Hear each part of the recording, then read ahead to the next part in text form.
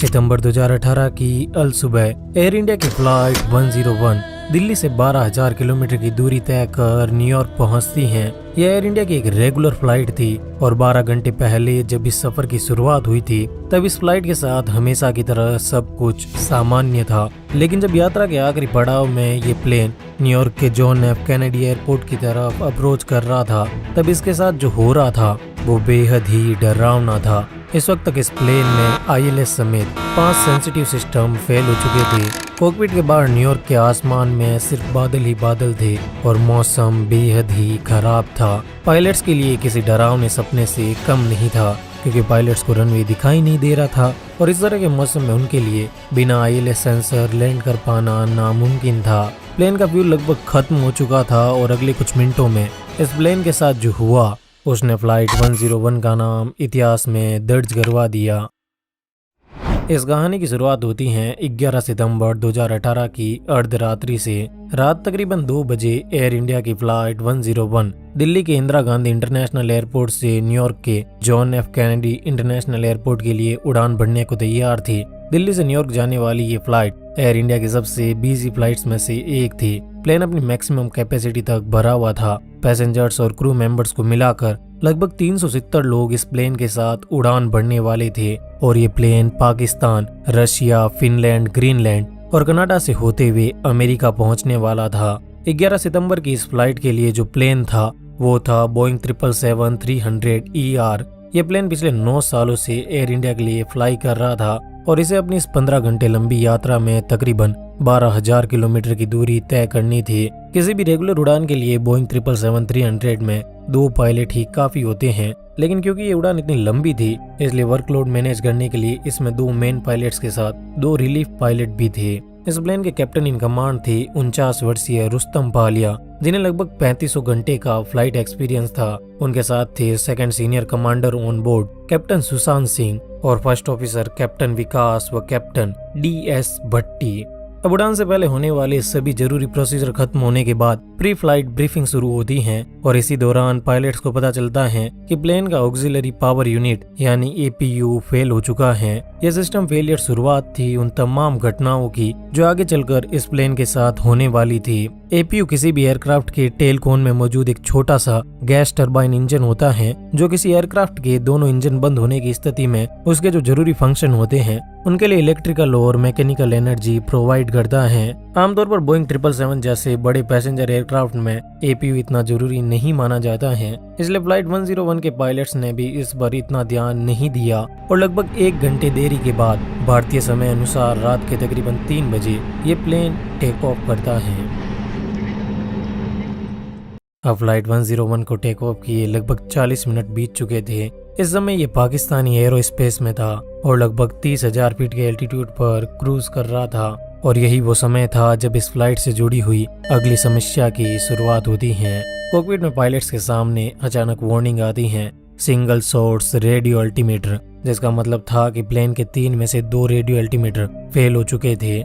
Radio altimeter किसी भी aircraft का वो इंस्ट्रूमेंट होता है जो उसे बताता है कि वो आसमान में कितनी ऊंचाई पर है। यह सिस्टम काम कुछ ऐसे करता है कि ये प्लेन से नीचे जमीन की तरफ कुछ तरंगे भेजता है और जब ये तरंगे जमीन से टकराकर वापस ऊपर आती हैं तो ये इंस्ट्रूमेंट नोटिस करता है कि ये कितने टाइम में वापस आई और फिर उस टाइम के हिसाब से ये पता लगाता है कि प्लेन किस हाइट पर है। बोइंग 777 जैसे एयरक्राफ्ट में 3 रेडियो अल्टीमीटर होते हैं ताकि इनमें से अगर कोई एक भी खराब हो जाए तो बाकी 2 की मदद से सही रीडिंग का पता चल सके। लेकिन फ्लाइट 101 के 3 में से 2 रेडियो अल्टीमीटर जा चुके थे और अब सिर्फ एक ही अल्टीमीटर बचा था, इसलिए यह भी कंफर्म नहीं हो सकता था कि ये अल्टीमीटर भी सही रीडिंग दे रहा था या नहीं। हालांकि हाल फिलहाल तो ये फेलियर पायलट्स के लिए कोई चिंता की बात नहीं थी क्योंकि जब प्लेन हवा में होता है तब रेडियो अल्टीमीटर की इतनी कोई खास जरूरत नहीं होती। इसकी जरूरत तो तब पड़ती है जब कॉकपिट के बाहर मौसम खराब हो और पायलट्स को लैंड करने के लिए एग्जैक्ट हाइट जाननी होती है। लेकिन जब ये कहानी अपने अंतिम दौर में पहुंचेगी और ये प्लेन लैंड करने वाला होगा तब आप समझेंगे कि ये कितना खतरनाक फेलियर था। टेक ऑफ करने के सिर्फ कुछ ही मिनटों के अंदर अंदर इस प्लेन के साथ बैक टू बैक 2 फेलियर होने के बाद अब अगले 10 घंटे तक सब कुछ शांत रहता है। लेकिन जैसे ही ये प्लेन ग्रीनलैंड के पास पहुंचता है तो अचानक कॉकपिट में पायलट्स के सामने एक और वार्निंग आती है TKS फेल, यानी प्लेन का TKS सिस्टम खराब हो चुका था ये इस प्लेन का तीसरा सिस्टम फेलियर था और इस वक्त प्लेन अटलांटिक ओशन के ऊपर था और ये न्यूयॉर्क से सिर्फ 3 घंटे दूर था। टीकेएस का मतलब होता है ट्रैफिक कोलिजन अवॉइडेंस सिस्टम। जब हवा में कोई दो प्लेन एक दूसरे के बहुत नजदीक आ जाते हैं और एक दूसरे से टकराने वाले होते हैं, तब दोनों ही प्लेन में लगा टीकेएस सिस्टम कॉकपिट में बैठे पायलट्स को टकराव से बचने के लिए गाइड करता है। टीकेएस सिस्टम का यूज मेनली या तो प्लेन के टेक ऑफ के वक्त होता है या फिर किसी भीड़ भाड़ वाले रूट पर होता है, लेकिन फ्लाइट 101 के साथ ऐसी कोई प्रॉब्लम नहीं थी। इसलिए जाहिर सी बात है कि पायलट्स के लिए ये सिस्टम फेलियर भी इतना बड़ा सर दर्द नहीं था। पर इसका मतलब ये भी नहीं था कि पायलट्स इस वक्त पूरी तरह शांत थे, क्योंकि पिछले कुछ घंटों में एक के बाद एक इस प्लेन के 3 सिस्टम फेल हो चुके थे। सबसे पहले इसका एपीयू गया, उसके बाद रेडियो अल्टीमेट और अब टीकेएस सिस्टम। ये फेलियर शायद किसी बड़े खतरे की तरफ इशारा कर रहे थे। पायलट्स के लिए किसी डरावने सपने की तरह था, लेकिन अब उनके हाथ में कुछ नहीं था, इसलिए वो न्यूयॉर्क की तरफ आगे बढ़ जाते हैं। अगले 3 घंटों के लिए सब कुछ ठीक रहा और स्थानीय समय के अनुसार सुबह के तकरीबन 6:10 पर यह फ्लाइट न्यूयॉर्क पहुंच जाती है। इस समय न्यूयॉर्क के आसमान में मौसम बेहद ही खराब था। प्लेन के चारों तरफ बादल ही बादल थे। पायलट्स के सामने सिर्फ 200 फीट की वर्टिकल विजिबिलिटी थी, जो कि ना के बराबर थी। लैंडिंग के लिए पायलट्स एटीसी से कांटेक्ट करते हैं। Good morning, Air India 101, final 4 right. Air India 101 heading Kennedy Tower, good morning, you're following an Embraer short final, wind 040 at 4, RVR 3000, runway 4 right, clear to land. 4 right, clear to land, Air India 101. ATC से clearance मिलने के बाद pilots अब runway की तरफ approach करते हैं और यहीं पर उनके सामने आता है इस प्लेन से जुड़ा हुआ चौथा फेलियर। लैंडिंग के लिए जब पायलट्स आईएलएस की तरफ देखते हैं, तब उन्हें पता चलता है कि प्लेन का आईएलएस यानी इंस्ट्रूमेंट लैंडिंग सिस्टम फेल हो चुका था।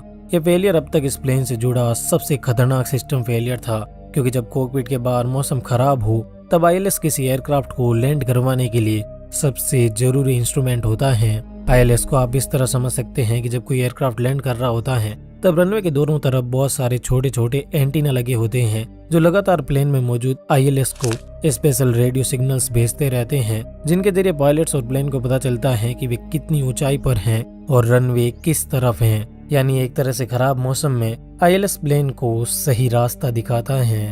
अब अगर फ्लाइट 101 की तरह किसी प्लेन का आईएलएस खराब हो जाता है, तो पायलट्स के पास एक दूसरा रास्ता भी होता है। कैप्टन प्लेन को मैनुअली रनवे की तरफ मोड़ते हैं और फिर रनवे की पोजीशन जानने के लिए एलनेव वीनेव अप्रोच अपनाते हैं। एलनेव वीनेव अप्रोच को आप ऐसे समझ सकते हैं कि जिस तरह हम एक जगह से दूसरी जगह तक जाने के लिए जीपीएस का इस्तेमाल करते हैं, वैसे ही एलनेव वीनेव भी जीपीएस का इस्तेमाल कर प्लेन को गाइड करता है।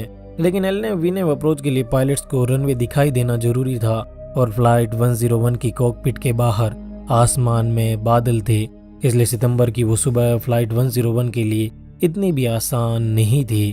अगर पायलट्स रनवे देखने के लिए एक मिनिमम हाइट से नीचे जाते तो प्लेन क्रैश भी हो सकता था। लेकिन इन तमाम दिक्कतों के बावजूद कैप्टन लैंडिंग के लिए गियर डाउन करते हैं और इसी वक्त कॉकपिट में एक और वार्निंग मैसेज आता है, landing gear not fully down, यानी प्लेन के लैंडिंग गियर पूरी तरह से डाउन नहीं हुए थे। ये इस प्लेन का 5वां फेलियर था। पायलट्स तुरंत एक छोटा सा चेकअप करते हैं, जिससे उन्हें पता चलता है कि प्लेन के लैंडिंग गियर में कोई दिक्कत नहीं थी, ये तो बस एक फॉल्स अलार्म था। हालांकि इस फॉल्स अलार्म से लैंडिंग पर तो कोई फर्क नहीं पड़ने वाला था, लेकिन इन सब से पायलट्स इतने परेशान हो चुके थे कि उन्होंने लैंडिंग के लिए सेकंड अटेम्प्ट करने का फैसला लिया और प्लेन को वापस 2000 फीट की ऊंचाई पर ले गए। सेकंड अटेम्प्ट से पहले पायलट्स एटीसी से कांटेक्ट कर उन्हें पूरे घटनाक्रम के बारे में बताते हैं और उनसे लैंडिंग के लिए थोड़ा और वक्त मांगते हैं। And Radar Air India 101, could we have longer vectors? We were facing some instrument problems as well. Was that the reason for the go around? There were a lot of issues involved, so we're trying to sort that out. If we can even continue with this approach.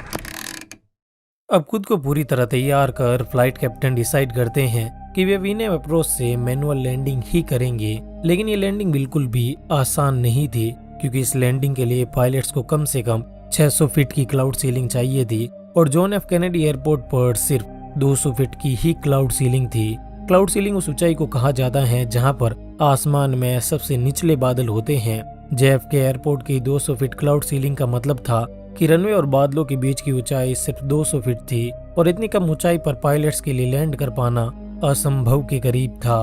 अगर plane का ILS ठीक होता तो ये कोई इतनी बड़ी दिक्कत नहीं होती, लेकिन अब ऐसा नहीं था।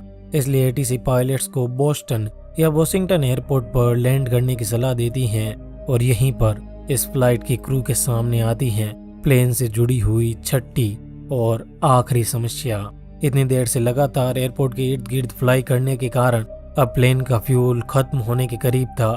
इस वक्त प्लेन में सिर्फ 7300 किलो फ्यूल ही बचा था। पायलट्स अब बोस्टन या वॉशिंगटन तक नहीं जा सकते थे, इसलिए एटीसी ने उन्हें न्यूयॉर्क के पास ही मौजूद नेवार्क या स्टीवर्ट में उतरने की सलाह दी।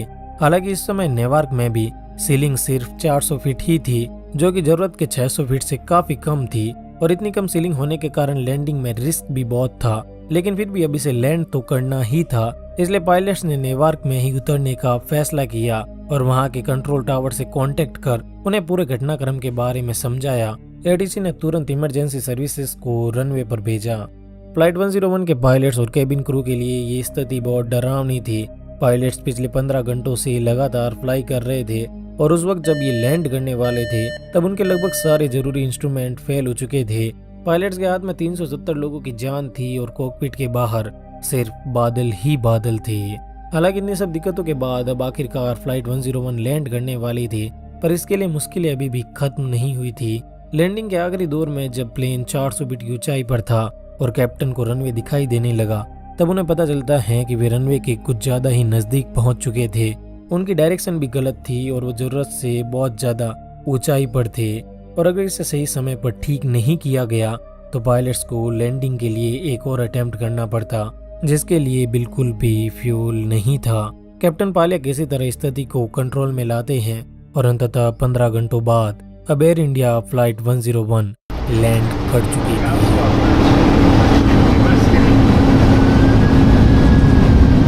फ्लाइट 101 की लैंडिंग के सिर्फ 10 मिनट बाद ही एयरपोर्ट पर एक तूफान आता है और अगर पायलट्स इस लैंडिंग में 5 मिनट की देरी भी करते तो वे शायद कभी जमीन पर नहीं उतर पाते।